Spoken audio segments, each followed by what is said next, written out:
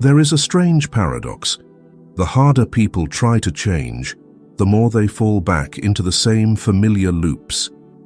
They try new methods, set goals, make plans, yet before long everything returns to the starting line.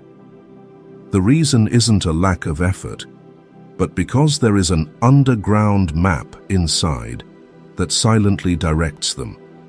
That map is the subconscious, the place that stores invisible beliefs, memories, and definitions that were planted long ago.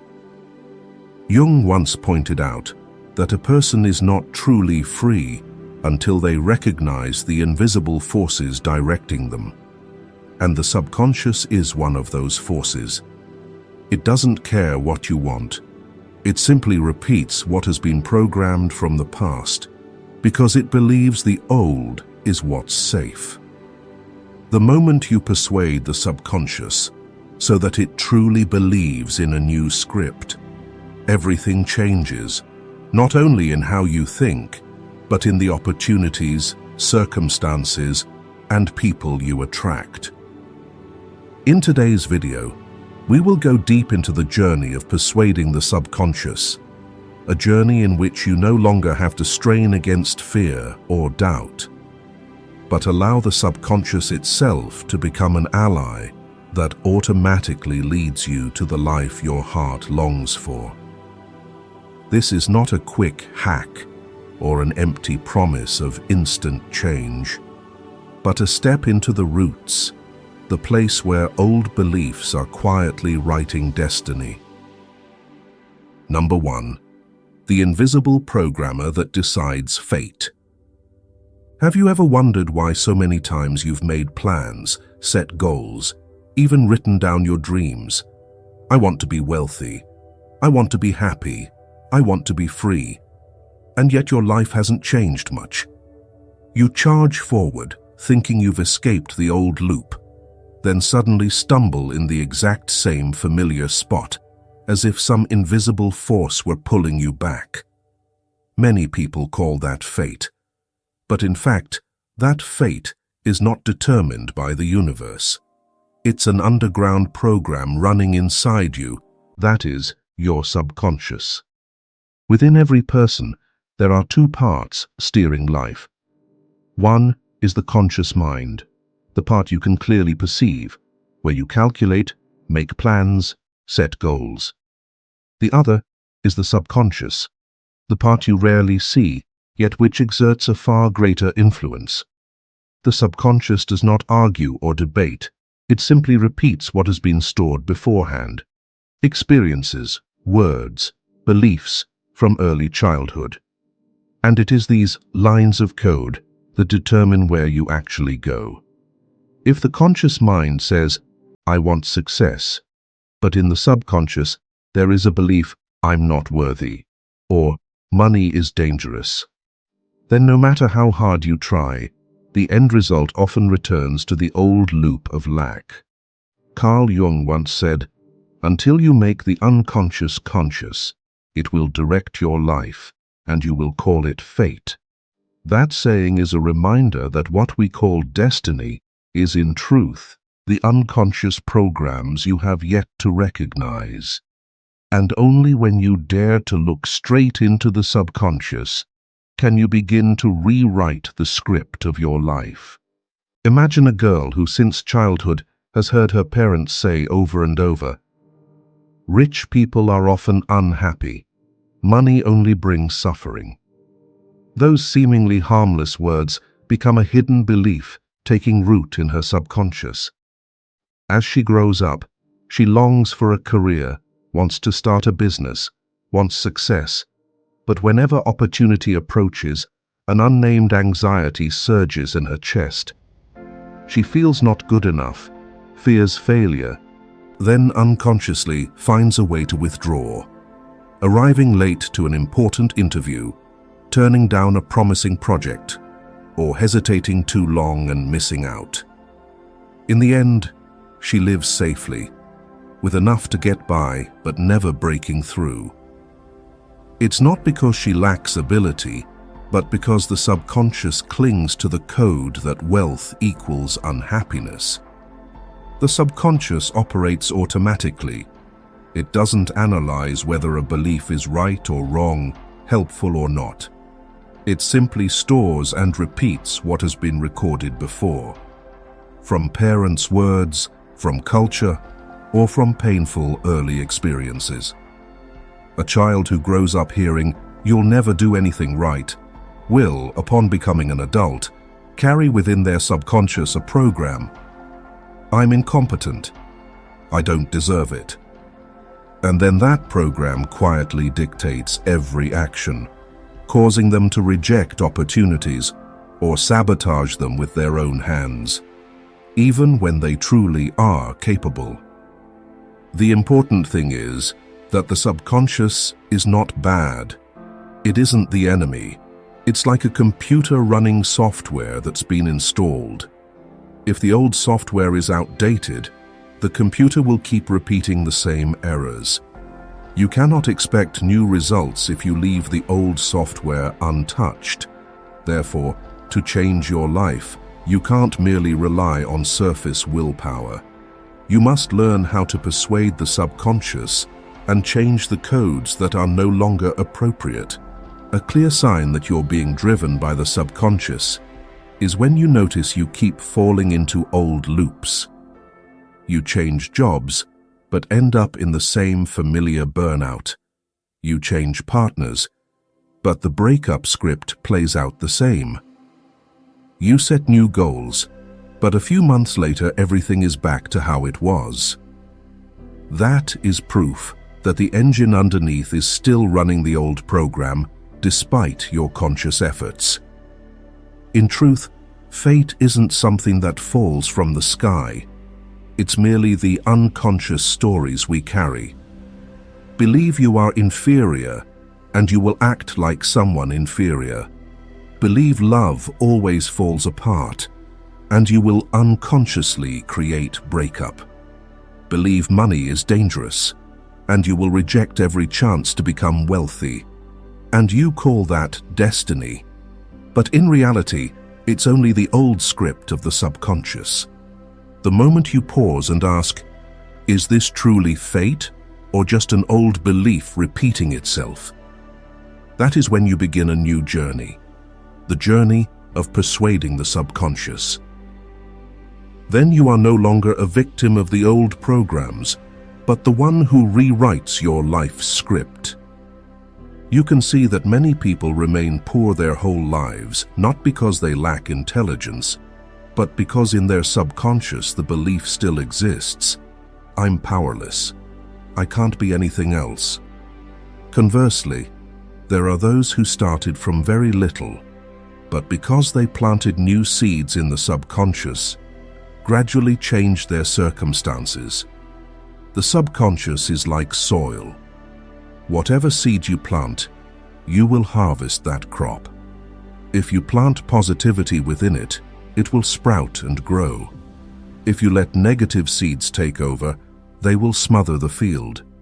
And the most miraculous thing is, you always have the right to choose the seeds. So next time you think, I can't change, that's just my fate, remember, fate is merely the subconscious not yet brought to light. Once you dare to face it and dare to change, fate is no longer a sentence. It becomes a new beginning. If you've ever felt yourself pulled back by that underground map, try leaving a comment. I choose to rewrite my destiny, as a gentle reminder that the journey of change begins the moment you awaken. Number 2, the inner gatekeeper, where limiting beliefs are installed. If fate is actually just an old program in the subconscious, then who wrote those programs? The answer lies in your earliest experiences. That's where every word, action, and surrounding context became commands that were stored away. The subconscious is like a blank notebook, and as a child, you left it for others to write in without any ability to filter. The subconscious is not a traitor. It doesn't willfully work against you. On the contrary, it's like a loyal gatekeeper, doing precisely its job, protecting you in the way it believes is safe, based on old data. The problem is that those data were installed when you were not mature enough to distinguish what is true and what is merely an adult's passing emotion, what pain belongs to them and not to you. Childhood is a stage when a child's brain operates largely in theta waves, a half-awake, half-dream state, highly receptive and almost incapable of rebuttal.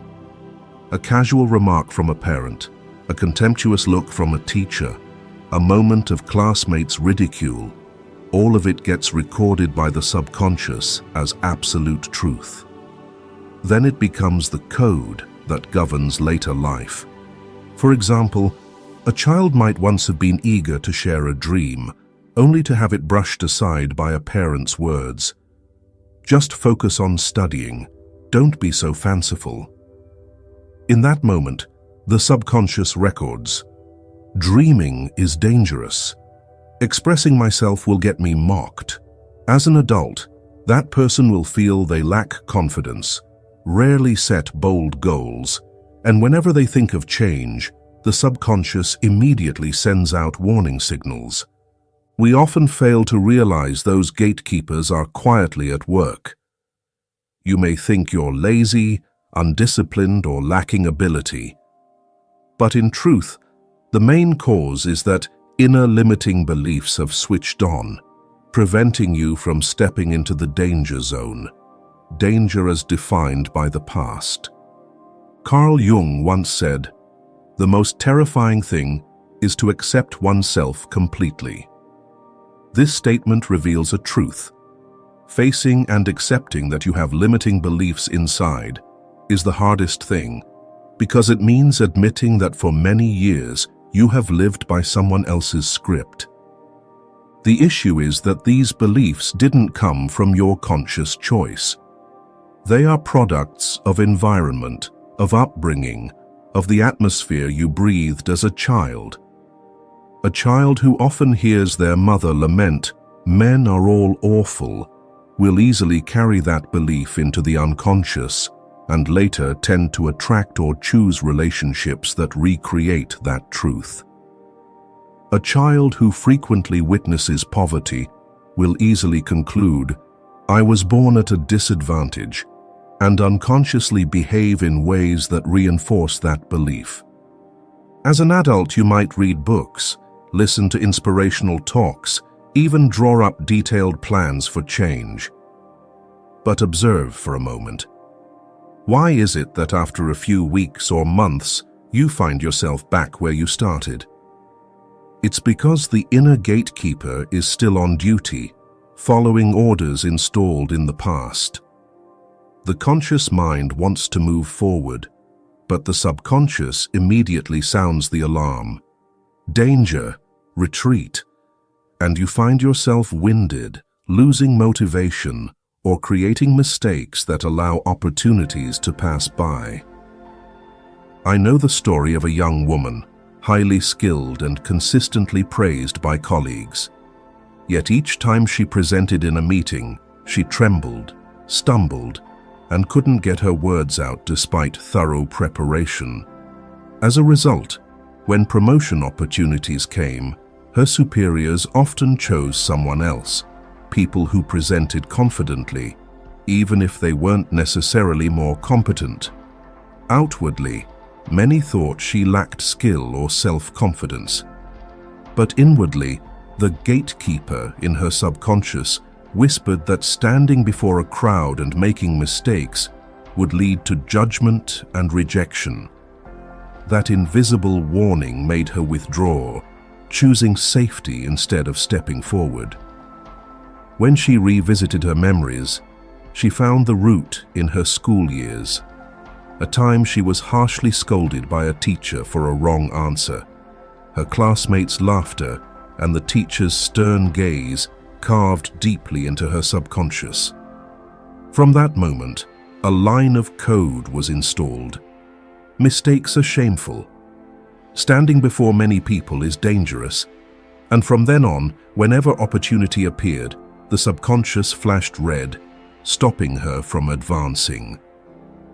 The irony is that the more you avoid these limiting beliefs, the deeper they take root. Because the subconscious has a principle. Whatever you reinforce with strong emotion, it records more deeply. A single failure tied to intense fear can make you erect a barrier that lasts a lifetime. But do you see the common thread in all these examples? The subconscious is not malicious. It's only doing its duty, protecting you from pain based on definitions stored earlier. The problem is that those definitions no longer fit. A child mocked for singing in front of class does not mean that as an adult you cannot succeed on stage. Witnessing your parents fight over money once does not mean money always brings tragedy. But the subconscious doesn't know that. It only knows how to repeat the old command. This is why changing your life is not just about discipline or surface effort. If you don't recognize and persuade the inner gatekeeper, every plan will sooner or later return to the starting line. You can't walk through the door if the gatekeeper keeps it locked. So how do you persuade the subconscious? The first step is to clearly identify the limiting beliefs that are directing you. Try writing on paper. Whenever I try to change, what sentence echoes in my head? What am I afraid will happen? You will be surprised to see how many commands you've been carrying that were not chosen by you, but planted by others. Only when you see them do you have a chance to begin changing. Instead of blaming yourself for lack of willpower, you'll understand that all this time you've merely been following the orders of a loyal inner gatekeeper. And the moment you learn to speak to it, reassure it and reprogram it, is the moment your life veers toward a brighter path. Number 3. The true language of the subconscious, images and emotions. After identifying the limiting beliefs installed since childhood, the next question is, how do we change them? How can the subconscious, which only knows how to run old commands, accept a new script? To do that, you must learn to communicate with the subconscious in the language it understands. And that language is not reason, not dry words, but images and emotions. A common mistake is that many people try to persuade the subconscious with logical statements. They tell themselves, "I'm good enough. I will succeed. I deserve to be loved." But the more they repeat those phrases, the more they feel an invisible resistance inside. That's because the subconscious does not respond to the conscious mind's language. It doesn't grasp arguments or rational propositions. It records only what comes with vivid images and strong emotions. This is most clearly demonstrated in dreams. In dreams, you might feel yourself falling from a height, your heart tightening, sweat breaking out, even though upon waking, you're safely in bed. In a dream, a tiger can terrify you, a downpour can make you lonely, an embrace can make you weep. All of these prove that the subconscious operates by images and sensations, without needing logic. Carl Jung spent many years studying and pointing out that the unconscious communicates through symbols, dreams, images, things beyond words. He called this the language of the collective unconscious. And this same mechanism governs each person's individual subconscious.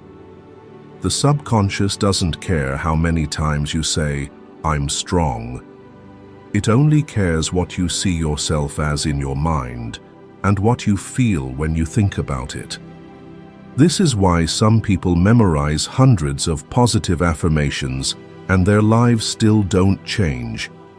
They are using the wrong language, They paper their walls with lines like, "I am happy, I am successful."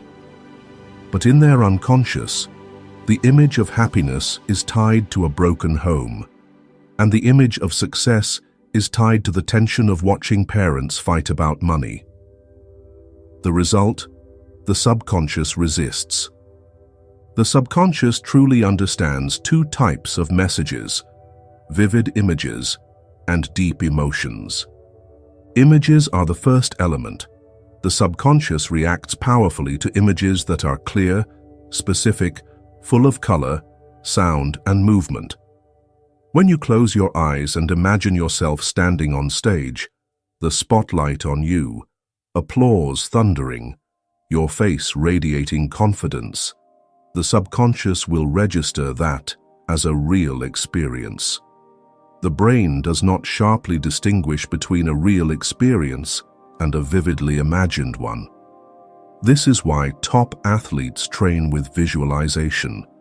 They see themselves executing the perfect jump, the ball traveling exactly on target, the crowd roaring. Over and over, the subconscious begins to believe that is reality. A woman who used to fear public speaking would tremble and lose control every time she stood up. But when she persisted in mental rehearsal, imagining herself stepping up confidently, voice clear, gaze steady, at first her body still reacted with fear. However, after many sessions, the fear was replaced by familiarity. One day, when she took the actual stage, her body no longer shook like before. It responded just as in the script she had visualized. But images alone are not enough. Emotion is necessary. If images are the form of the message, then emotion is the fuel that etches it into the subconscious. A flat image quickly fades, but when tied to strong feeling, fear, joy, gratitude, it instantly becomes a deep memory. Think of the moments you never forget. Most are bound to intense emotion. An ordinary day leaves no mark, but the day you received good news, the day you were betrayed, the day you succeeded, these are engraved because the feelings were so strong. The subconscious does not remember time, it remembers emotional energy. Therefore, if you want to persuade the subconscious, you must use real feeling. Among all emotions, gratitude is considered one of the most powerful keys. Because when you are grateful as if what you want has already happened, the subconscious does not distinguish between dream and reality. It only records, "This has happened," and it begins to operate your whole system to bring you to that frequency. There was a woman who used to repeat the affirmation, "I am wealthy." But in her unconscious, wealth was linked to childhood images, her parents furiously fighting over money. So every time she read that sentence, she felt anxiety instead of excitement. Her subconscious rebelled because it believed wealth equals unhappiness. Later, she changed her approach. Instead of just reading words, she imagined a bright home, the laughter of children, the sense of relief when money worries were gone. More importantly, she allowed herself to be filled with gratitude as if it had truly arrived. After a period, her subconscious began to accept wealth equals peace.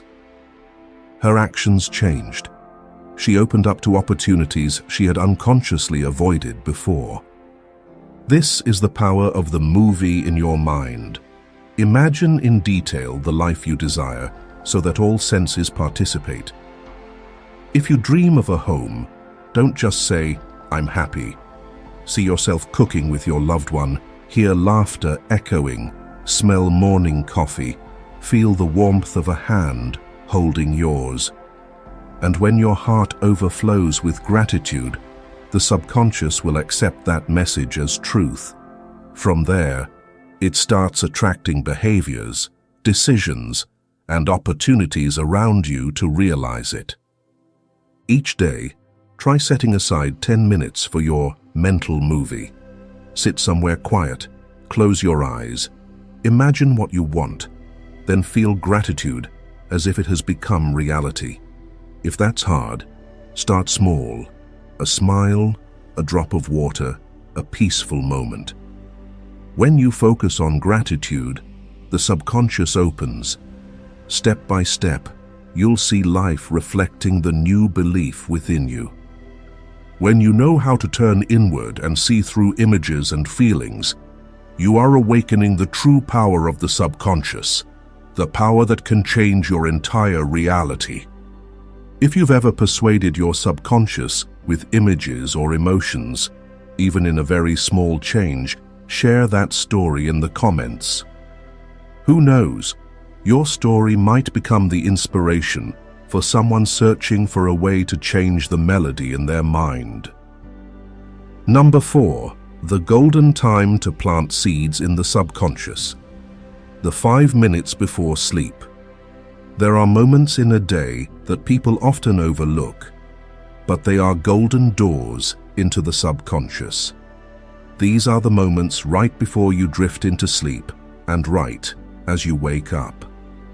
During the day, the mind is busy with work, thoughts, and worries, like a room always full of noise. But at night, as the body relaxes, those noises subside. That's when the conscious mind is no longer taught, defenses lower, and the subconscious opens to receive.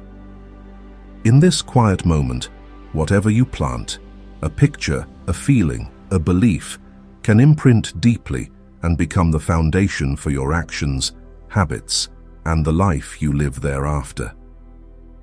Unfortunately, many let that door be covered with negative seeds.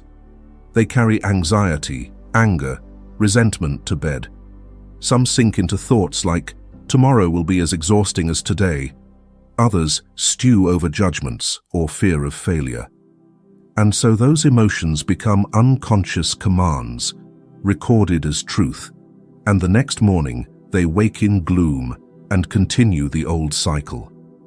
But if you know how to use this moment to sow positive images and feelings, the subconscious will begin to be reprogrammed in a completely new direction. In practice, those who spend a few minutes before sleep nourishing the mind with clear visualization and gratitude often turn a new page. Someone who used to carry the shame of, "I'm not good enough," might spend every night blaming themselves. But when they change the habit, taking 5 quiet minutes to imagine themselves confidently presenting before colleagues, hearing applause, and feeling grateful as if it has already happened, after a short time they notice a difference. They wake lighter, feel more confident at work, and finally, when opportunity arrives, they step up and seize it. The subconscious has come to believe a new script, and thus their outer actions change accordingly. Going to sleep in anxiety is no different from programming your entire nervous system for stress.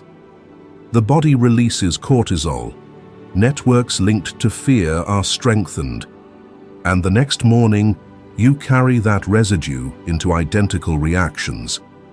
Conversely, if before sleeping you let your heart fill with gratitude, the brain releases serotonin and oxytocin, bringing the nervous system into harmony and engraving in the unconscious the message, "Everything is already okay." From here, new neural networks form, gradually replacing the old structure. The subconscious does not distinguish "this has happened" from "this is only imagined." It only records emotional energy. An ordinary moment passes quickly, but the day you were recognized, the day you failed, or the day you were betrayed, these are deeply etched because the emotions were strong. If you want to plant seeds in the subconscious, let your visualizations be steeped in genuine feeling. And among all feelings, gratitude is the strongest key. Gratitude has special power because it carries the energy of completeness. When you are grateful, you send a message to the subconscious that what you desire has already become reality. Heart and brain synchronize. The body releases positive hormones, and the subconscious receives the information. This is true. From there, it adjusts behavior, decisions, and even attention to match this new frequency. A Jungian therapy session recorded the case of a woman who was always anxious when her daughter prepared to study far from home. Outwardly, she said it was because she loved her child. But when guided back into memory, an image from her childhood surfaced.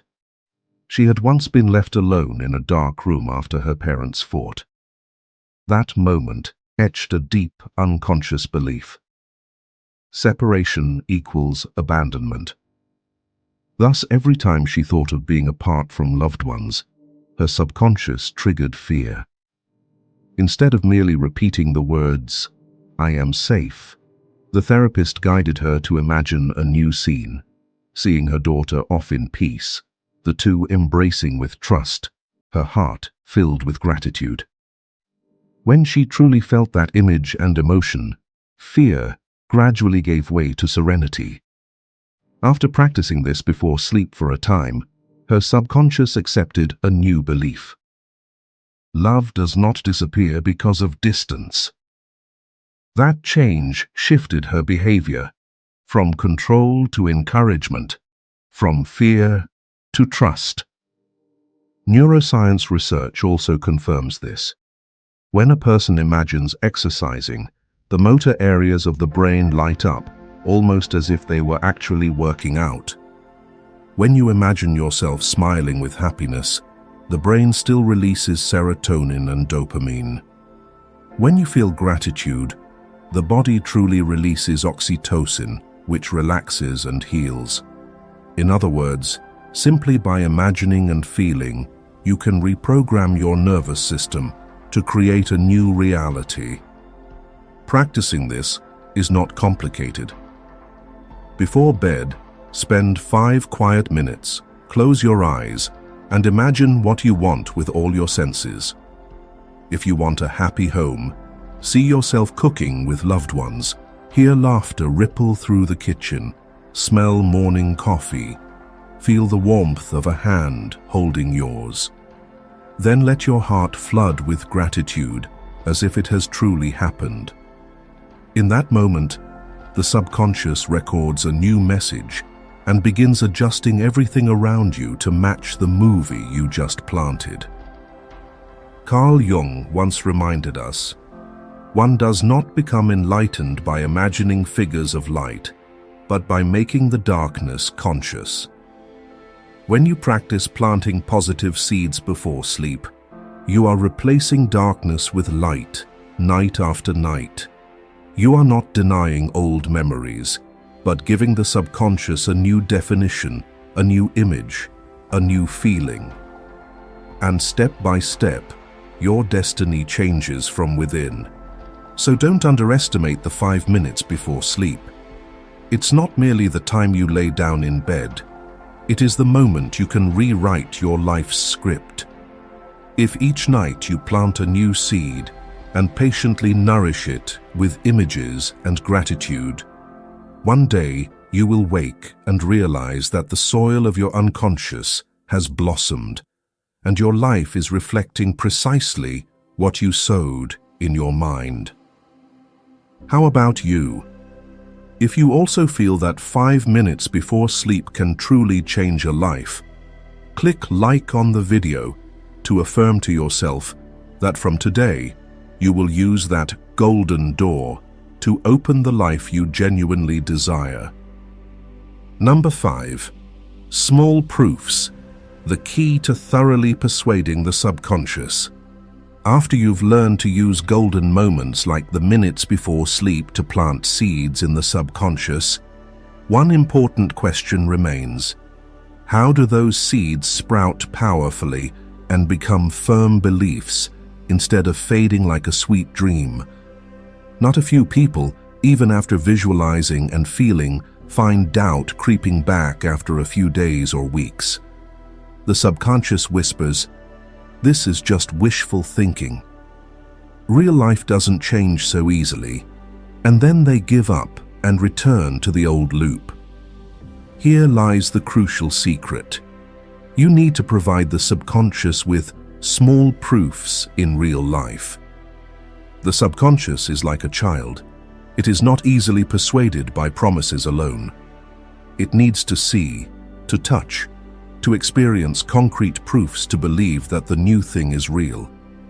If you only imagine success but never take action, the subconscious will eventually conclude, "This is just an imagination game." But when you actually take small steps in the real world and produce even tiny results, the subconscious immediately records, "Ah, we did it." Those small victories open a crack in the wall of the old program. A woman who carried the unconscious belief, "I'm not good enough," tried writing hundreds of positive affirmations and spent many evenings visualizing herself confident. Yet whenever a big opportunity appeared, she still stepped back. The problem wasn't that she didn't want to change. Her subconscious simply lacked real-world evidence that change was possible. One day she tried a different way. Instead of dreaming of becoming a director within 2 years, a goal that made the subconscious feel too far-fetched, she set a small step: successfully present a new idea in a meeting. When she achieved it, her heart filled with joy. She realized she didn't collapse under the fear that had haunted her. That small moment was the first proof her subconscious needed to start recalibrating. From there, she set slightly bigger goals, then bigger still. A chain of small proofs linked together, and the subconscious gradually accepted a new script. I can do it. Many people fail not because they don't visualize clearly enough or feel strongly enough, but because they try to leap from the starting point to the summit too quickly. The subconscious is used to the old program. When it sees a goal too alien, it immediately sounds the alarm and drags you back to the familiar point. Conversely, when you climb using small steps, the subconscious resists less, and each success reinforces a new layer of belief. Imagine you want to build a daily reading habit. If you set a goal of read 100 pages a day, you might force it for a few days, then quit, and the subconscious reforges the old program. I never stick with anything. But if you start with just 5 pages, easy to complete, each time you close the book, you feel a little joy. That joy is the mental reward that makes the subconscious record. I succeeded. And from there, you have the motivation to continue, gradually raising the number. In therapeutic reality, many Jungian therapists apply this principle. Instead of asking a client to heal completely from a major wound immediately, they guide small steps to create new positive experiences. For instance, a woman who carried the belief, "Love always equals betrayal," because she once witnessed her father's infidelity. Rather than forcing her to instantly believe love is safe, which the subconscious would reject, the therapist suggested opening to one small act: allow herself to receive a compliment without dismissing it.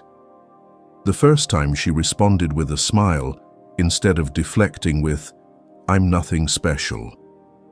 The warm feeling of being accepted, however small, became proof for the subconscious to record, maybe not all love is betrayal. That proof became the seed of new experiences, gradually cracking the hardened shell of the old belief. The subconscious doesn't distinguish between big and small goals. It records only success or failure. Every time you fail at an overly large goal, It reinforces the old belief, I'm powerless. Conversely, every time you succeed at a small goal, it reinforces the new belief, I can. Wisdom, therefore, lies in this. Instead of only staring at the mountaintop, start by stepping onto the stones beneath your feet. Each step you pass is a victory, and gradually, the subconscious will no longer resist as you aim higher. In this journey, remember, proof only works when you truly allow yourself to feel it. Many achieve a small success, yet brush it aside, thinking, this is nothing. That attitude prevents the subconscious from recording it. On the contrary, if you pause, breathe deeply, and let joy spread through your cells, the new message engraves itself. A small medal, a colleague's compliment, a slight income improvement, all can become powerful pieces if you know how to cherish and savor them. Carl Jung once said, "You are what you do, not what you say you'll do." This reminder is crucial. The subconscious doesn't believe promises, it believes actions. You can say 1,000 times that you want to change, but a single small successful action is enough to engrave a new belief into the unconscious. From there, the wheel of destiny begins to turn in a different direction. You don't need big leaps to change. You need a sequence of small proofs, repeated enough that the subconscious gradually constructs a new script. Think of learning to swim. No one throws themselves into the ocean at the start. A beginner begins by touching the water, practicing kicks, then letting themselves float. Each small experience sends a signal, I'm safe, I can do this. And when enough proofs accumulate, the body and subconscious are no longer afraid. The subconscious is like an instrument that hasn't been tuned in a long time.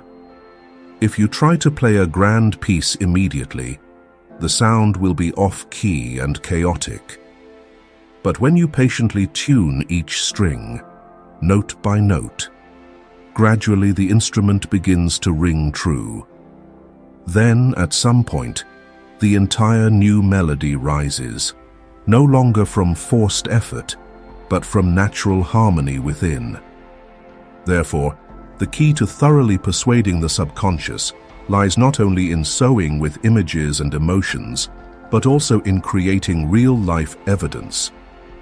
Each day, choose one small step, do it, and most importantly, allow yourself to fully enjoy the joy of completion. The subconscious will gradually believe the new script is real. And once it believes, you no longer need to strain to try, because the inner engine will automatically carry you to your goal. The subconscious is like background music playing continuously behind your thoughts and actions. Even if you try to compose a new melody with reason, the old tune will drown it out if it hasn't been changed at the root. But when you tune each small note through images, emotions, and real experiences, gradually the entire score shifts to a new melody. That is when your life changes direction, not through the coercion of willpower, but through deep inner harmony. Thus, the answer to the question, why do all my efforts to change quickly snap back to the starting line, is not that you lack discipline or talent. It's that you have never truly spoken with your subconscious, never shown enough evidence to believe the new script. Once the subconscious accepts, you no longer need to strain to live differently. It will itself bring you to the opportunities, circumstances, and people who align with you. If this video makes you yearn to embark on that journey, the journey of persuading the subconscious to transform your entire reality, share it with those who are also seeking a way out of old loops. And don't forget to subscribe to the channel so we can continue walking together on the path of discovering the quiet, yet most powerful force within you. Because once the subconscious stands on your side, nothing can stop you from living the life you deserve.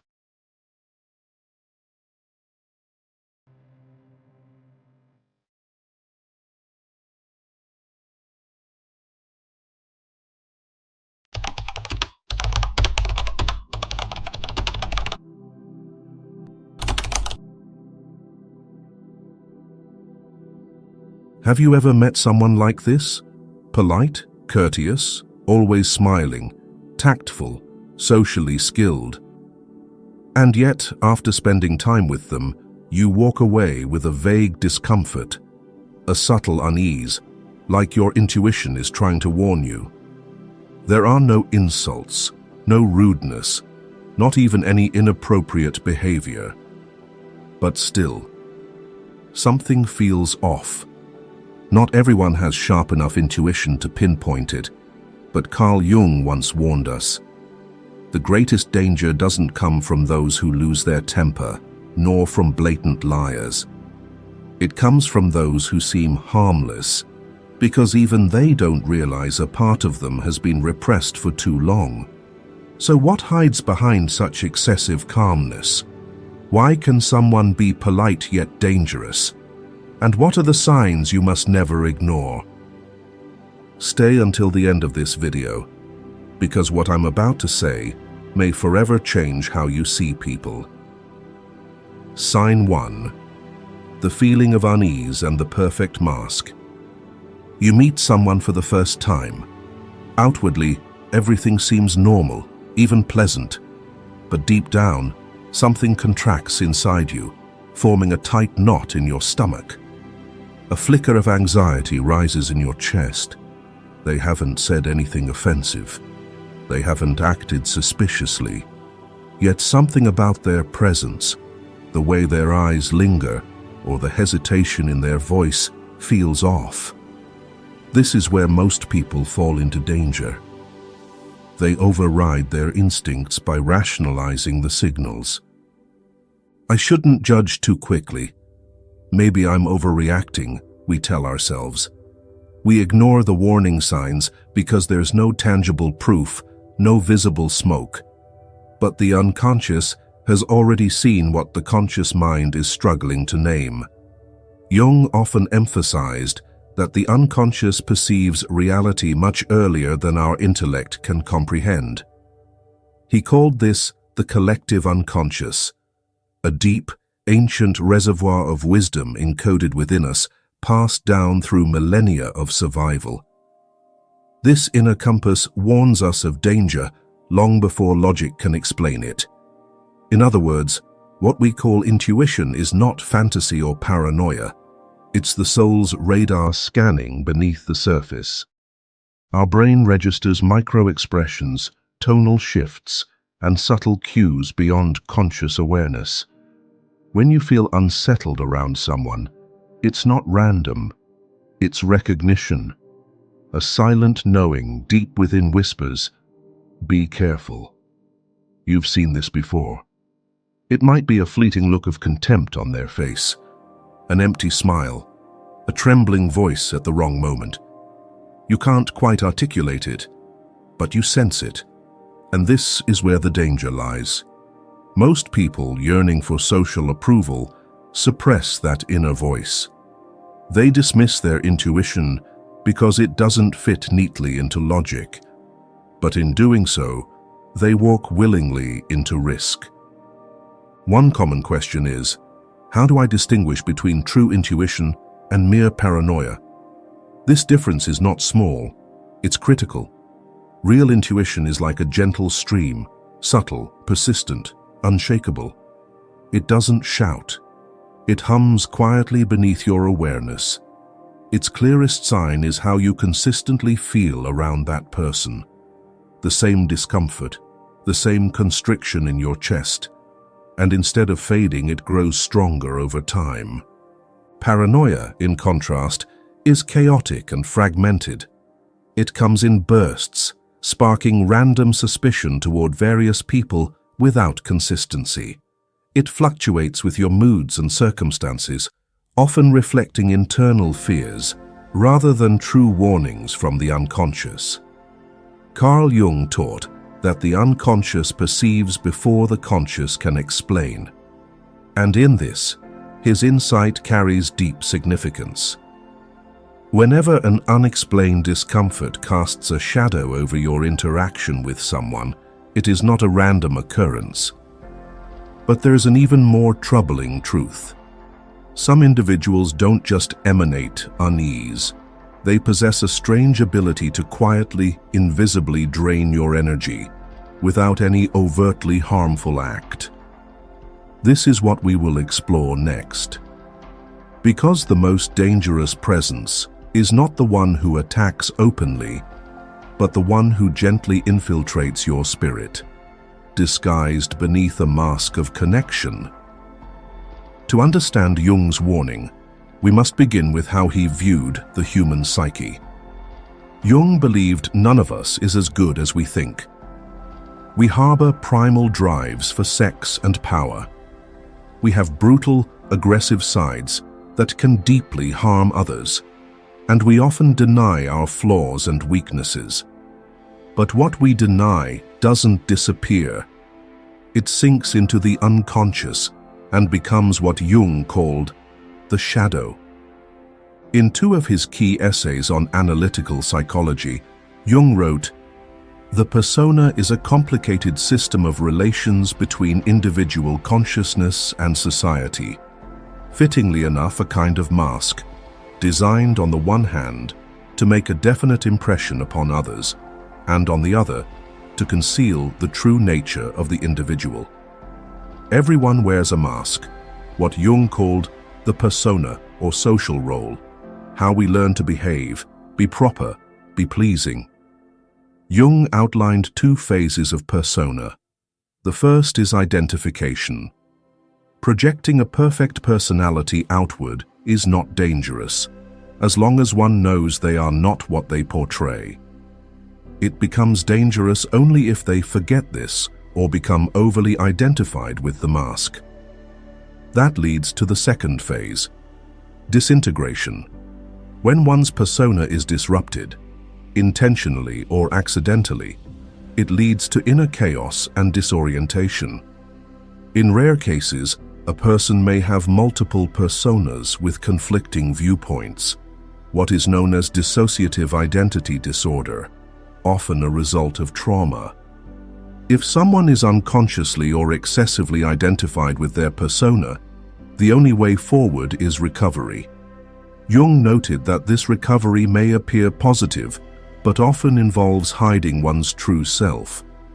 That concealed part is what he called the shadow, the parts of ourselves we were once told must not exist. Anger, competitiveness, independence, the voice that longs to live authentically. Jung explained the creation of the shadow through a sociological lens. According to him, social norms shape personality by rewarding desirable traits and suppressing unacceptable ones. Expressing oneself or showing honest emotion is often seen as primitive and harmful to relationships or careers. For example, every profession comes with a characteristic personality. Society imposes specific behaviors, and professionals adapt by altering their presentation. These disowned traits don't disappear. They accumulate and become our shadow, the dark side of our character that can take over in moments of emotional eruption. This also feeds our social ambition. To be shaped by societal expectations, we must want to belong to society, to be accepted. In other words, the ego must be motivated to accept roles and follow rules. Human identity, then, is a kind of unspoken agreement between society and the self. Jung realized that the more prestigious the social role, the stronger the identification with the mask. This identification is driven not only by external pressure, but also by personal ambition and desire. For Jung, Confronting one's shadow is a lifelong negotiation, part of self-education. It allows us to reclaim dormant qualities and be honest about who we are, what good we can do, and what harm we are capable of. The shadow, often seen as negative, also contains positive potential. It only becomes hostile when ignored or misunderstood.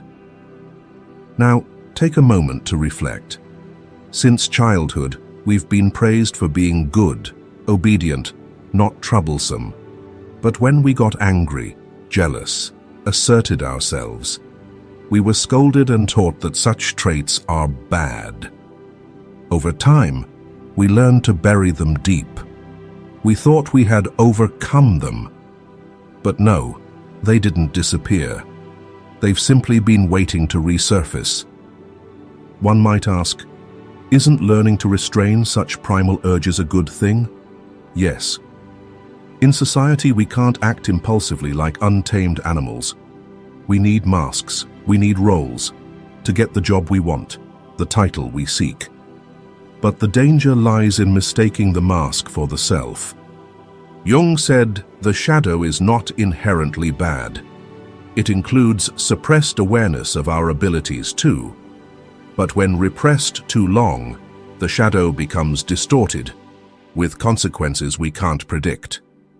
And when the suppressed shadow finds no place to hide, it will find a way to speak, not with words, not through reason, but through distorted, elusive behaviors.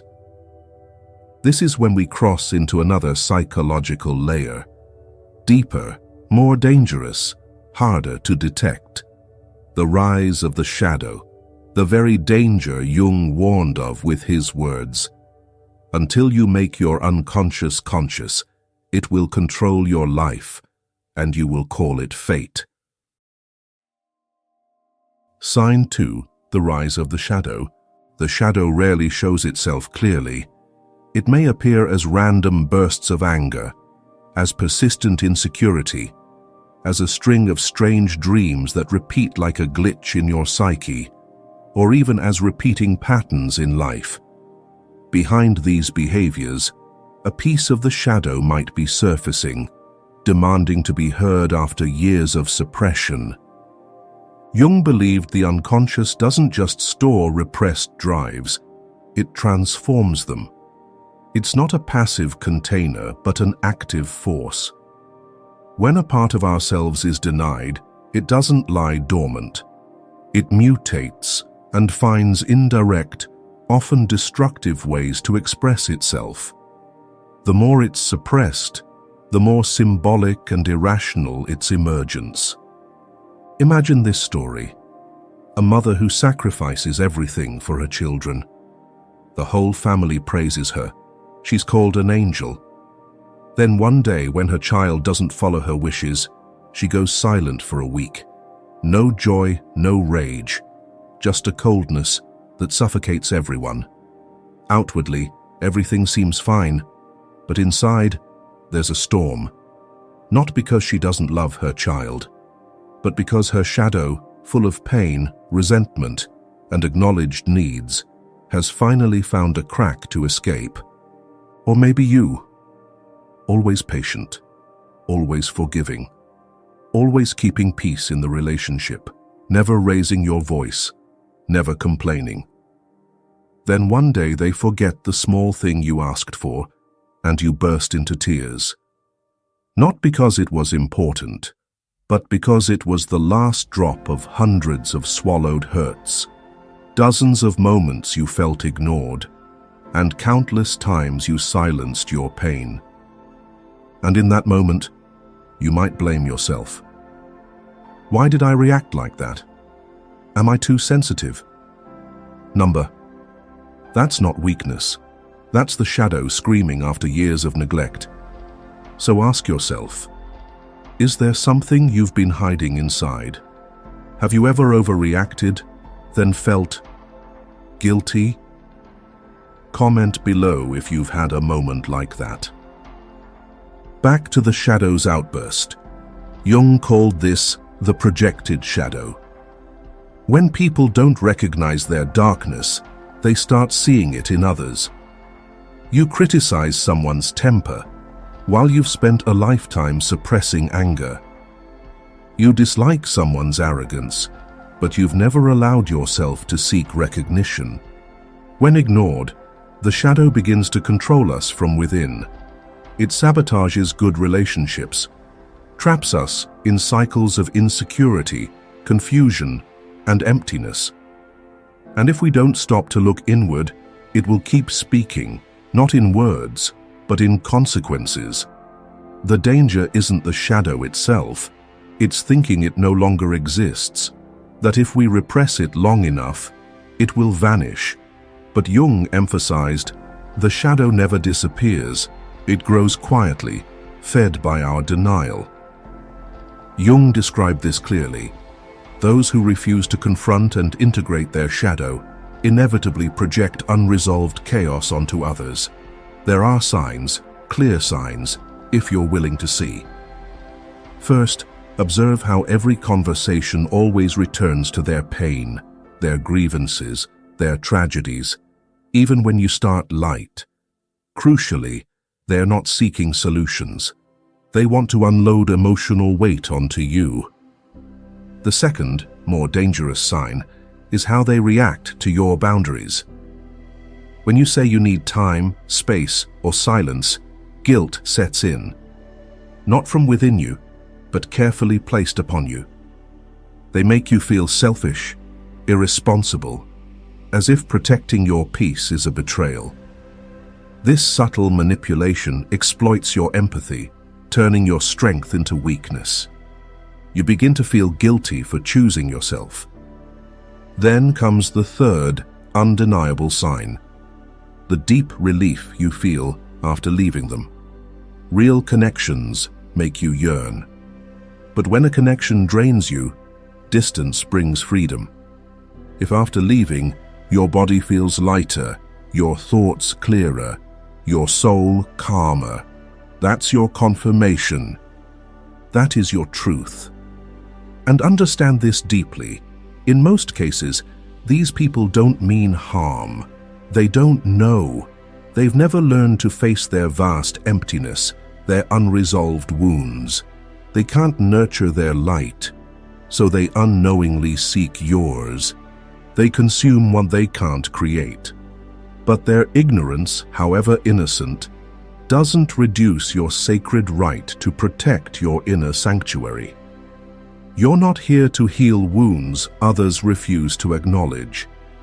You're not here to fill the void they abandoned inside themselves. If someone consistently drains you, even if you care for them, you not only have the right, but the sacred responsibility to guard your peace. Leave if you must. Otherwise, you risk exhaustion, eroding your boundaries, your dreams, and the self you've worked so hard to become. And this is the gateway to an even darker pattern, a deeper, more insidious form of entanglement. When someone doesn't just deplete your energy, but begins to erode your very grasp on reality. This is what Jung called silent manipulation. Psychological control not through aggression, but through the slow, quiet corrosion of your inner truth, disguised as moral superiority. Sign 3. The illusion of moral superiority. There is always some element of pretense about the persona, for it is a kind of shop window in which we like to display our best wares. Of all the masks a person can wear, perhaps the most dangerous is the mask of absolute kindness. Carl Jung once noted that every persona contains a degree of falsehood because it functions like a storefront where we display our finest qualities. But what Jung most seriously warned against wasn't the display itself.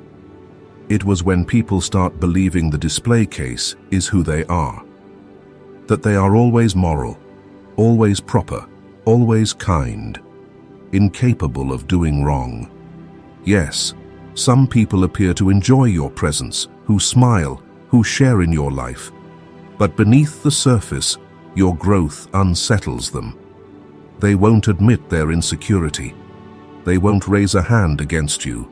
Instead, every victory you celebrate, every evolution of your being quietly stirs something inside them. At first, it goes unnoticed, but over time, you begin to sense it. Your celebrations start to feel empty. Applause grows faint. Congratulations feel forced. When you share achievements, their responses are dull, filled with weak praise or veiled diminishment. This isn't about isolated incidents. Many people do this, but if you pay attention, you'll see a pattern. Jung once revealed that envy is nothing more than an unintegrated shadow. When someone cannot reconcile their own feelings of powerlessness, disappointment, or failure, they cannot bear to witness another's growth. Your success becomes a mirror they cannot look into without pain. These individuals are rarely distant enemies. They're close. They're friends, family, people who sat at the table with you, smiling at your dreams, yet recoiling inside at your progress. So, how can you tell when someone secretly resents your growth because they believe they're better than you? The signs whisper before they shout. When you share good news, and it's met not with joy, but with a vacant gaze. When your plans receive not encouragement, but warnings and doubt. When advice makes you shrink rather than uplift you. Most telling of all, when your continued development seems to push them further away, as if your bright future is unbearable to them. The issue isn't that you're changing too much or moving too fast. It's that your growth disturbs unresolved shadows that they refuse to face within themselves. It's the lack of shadow awareness that causes their behavior to spiral. The irony is, the more a person believes they are pure, the more blind they become. They lack the capacity for self-reflection. They never ask, could I be wrong?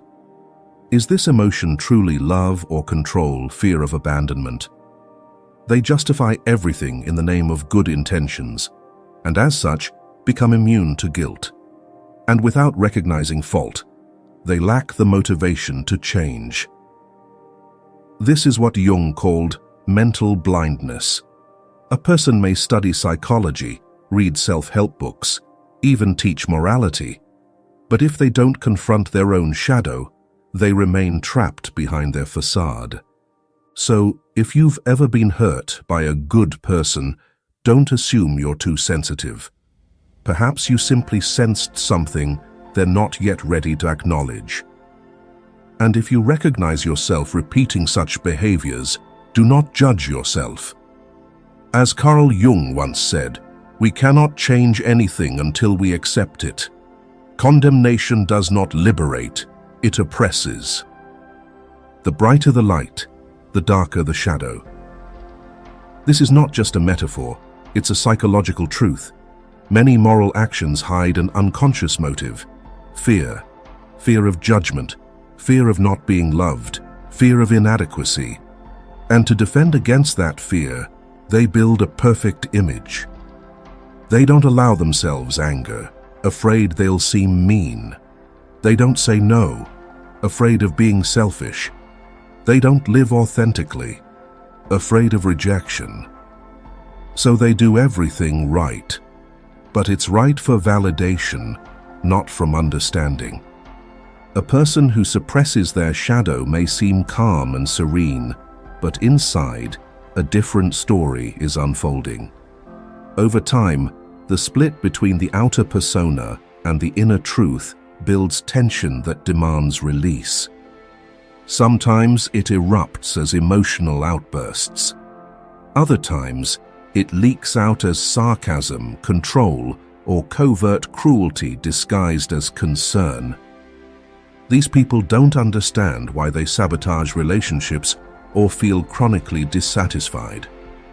But the root is the same, an unacknowledged shadow. This becomes especially dangerous when paired with a certain illusion, one Jung believed to be even more sinister.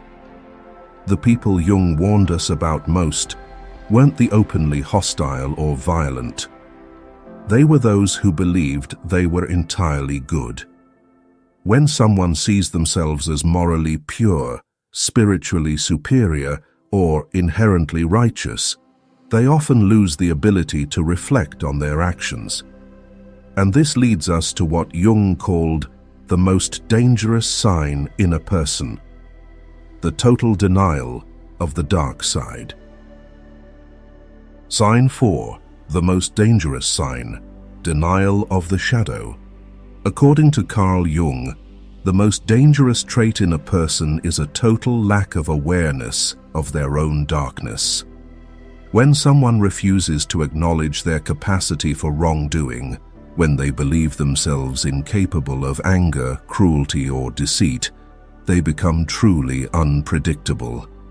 Jung believed it is not the presence of darkness that makes a person dangerous, but the refusal to recognize it. Those who are aware of their flaws are often more trustworthy because they understand the potential to hurt others and actively choose not to. But those who believe they have no shadow are blind to their own actions. They justify everything, rationalize everything, and leave behind confusion and emotional wreckage, never understanding the consequences they've caused. Acknowledging the shadow does not make us bad. On the contrary, it makes us more responsible. A person who knows they are capable of anger learns to manage it.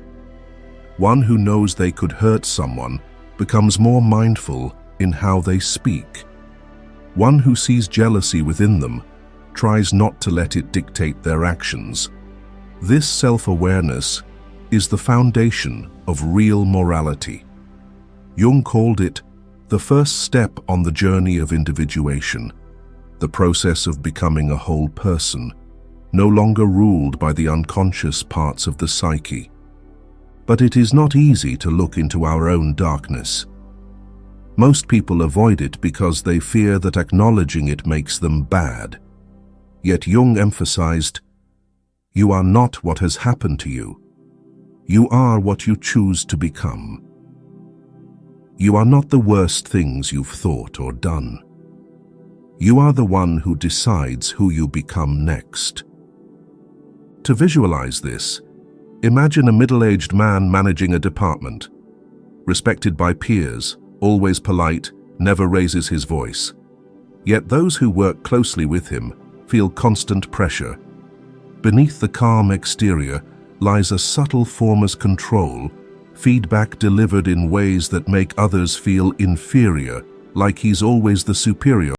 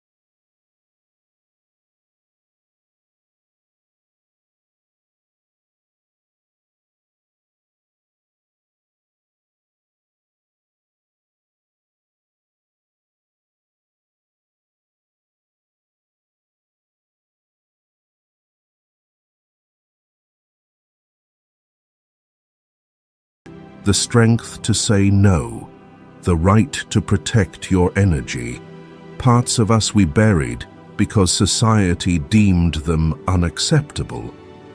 This is why those who deny their shadow lose the ability to know themselves. They live their roles so fully that they forget who they are. They speak kindly while simmering with resentment. They pretend to listen, but silently wish others would be quiet. They think they're being tolerant, when in truth, they're just avoiding conflict, then silently nurturing bitterness. We see this contradiction in modern life constantly. People with public moral authority are sometimes exposed for abuse, manipulation, or cruelty in private. Why does this happen? Jung explained it's because the shadow, when not integrated, operates independently. It finds secret outlets. When the dark side isn't acknowledged, it remains ungoverned. And when ungoverned, it governs you. Jung called this state possession by the shadow. And the disturbing part is, those possessed always believe they're still in control. So the question becomes, how do we escape this? The first step is to pause. Observe yourself. Moments of overreaction, jealousy, or criticism. These are opportunities to ask, what part of me needs to be heard right now? The next step is acceptance. Don't deny it. Don't explain it away. Just say, I feel jealous. I feel angry. Let the emotion be present without judgment. Sit with it for 5 to 10 minutes. Breathe with it. Then, if it feels safe, try to speak that dark part aloud, responsibly. Draw the shadow as a creature. What shape would it take? What colors? What would it say to you? Name it. Naming helps you begin a relationship with what was split off. Jung defined individuation as the process of reintegrating those disowned parts of the self, especially the shadow, into a complete and authentic identity. It is not about erasing the dark, but learning. This, too, is part of me, and learning to live with it consciously. Individuation is not an event. It is a lifelong process, beginning the moment you ask, who am I, beyond all these roles I've been playing? This path demands radical honesty, not with others, but with yourself. Take someone who always feels abandoned in relationships. In the past, they blamed others. They're too distant. But through self-reflection, they uncover an inner child wounded by emotional neglect. When they embrace that child, insecurity stops driving their actions. They no longer love in fear. They love from wholeness. A therapist once said, "The client who makes the most progress isn't the one with the fewest problems. It's the one willing to face them." This is true for all of us. The first step isn't to change who you are. It's to see yourself clearly without judgment. As individuation unfolds, something beautiful happens. You no longer feel like a victim of circumstance. You stop repeating old patterns without knowing why. You begin to live with intention rather than reaction. You start knowing what you want and what you don't. You learn to say no, to walk away when enough is enough, to love without clinging, to hurt without collapsing. That is wholeness, and it is from that wholeness that we begin to act with clarity and cause less harm to others. Jung once said, "The privilege of a lifetime is to become who you truly are." That is the greatest gift, to become your true self. Not perfect, but honest, with both your light and your darkness. This isn't an easy path. It takes courage, because few people are willing to face their envy, admit their controlling behavior in love, or own the hunger for power hiding behind false humility. But that kind of honesty, that is the foundation of true freedom. Next time you meet someone who insists they're always kind, always right, never wrong, pause. Don't rush to believe what you see. Ask yourself, what are they not seeing within themselves? And if the answer is, a lot remains hidden, then that's when you should be most cautious. Carl Jung once wrote in Yoga and the West, "Only the man who goes through this darkness can hope to make any further progress." The darkness he referred to wasn't outside misfortune. It was the shadow within each of us, the place where our fears, wounds, shame, unspoken rage, and long-avoided memories reside. It is not easy to face. It makes us uncomfortable, confused, and sometimes ashamed of ourselves. And Jung also said, the encounter with oneself means, first of all, the encounter with one's own shadow. The shadow is indeed a narrow passage, a narrow door, whose painful narrowness no one who descends to the deep source can avoid. However, one must get to know oneself to know who one is. Yes, once we face our shadow, we begin to see it for what it is, a mask we wear in certain contexts. This way, we can step out from behind it and still know how to use it when needed. If this reflection made something inside you stir, whether about others or yourself, leave a comment. I'd love to know what you're thinking. Perhaps your sharing will help someone else recognize themselves in these words.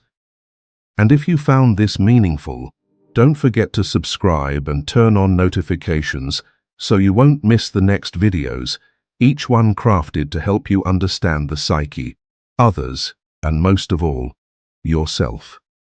Because understanding others is a journey, but understanding yourself, that is the real liberation.